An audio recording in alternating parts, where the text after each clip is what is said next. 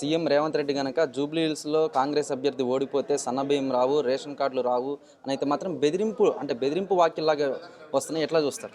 Bharatiya Janata party మా నాయకులం కొంతమంది ఈరోజు సాయంత్రం 5 గంటలకు ఎన్నికల కమిషన్ కలిసి ఈ రకంగా ఓటర్లను బెదిరించేటువంటి కార్యక్రమం మంచిది కాదని ఒక కంప్లైంట్ ఇవ్వబోతా ఉన్నాం. ఎన్నికలు కూడా అమల్లో ఉన్నందున దాని మీద చర్య తీసుకోవాల్సినటువంటి బాధ్యత ఎన్నికల సంఘం మీద ఉంటుంది. We hope that they will do something. అంటే నేడు బీజేపీ కార్యాలయంలో కాంగ్రెస్పై ఛార్జ్ షీట్ విడుదల చేశారు. అంటే ముఖ్య ఉద్దేశం ఏంటి? అన్న 23 నెలల క్రితం అధికారంలోకి వచ్చినటువంటి కాంగ్రెస్ పార్టీ అధికారంలోకి వచ్చినాక 100 రోజులలో ఏమేం చేస్తామని చెప్పినరో వాటిని మళ్ళీ ప్రజలకు ఒకసారి గుర్తు చేస్తూ ఉన్నాం. రూపాయి ఖర్చు లేకుండా నిర్వహించాల్సిన ప్రజా దర్బార్నే నిర్వహించలేని కాంగ్రెస్ పార్టీ 2500 పెన్షన్ని 4000కి ఎట్లా పెంచుతుంది అనేది ఒకసారి ఆలోచించుండ్రని చెప్తా ఉన్నాం.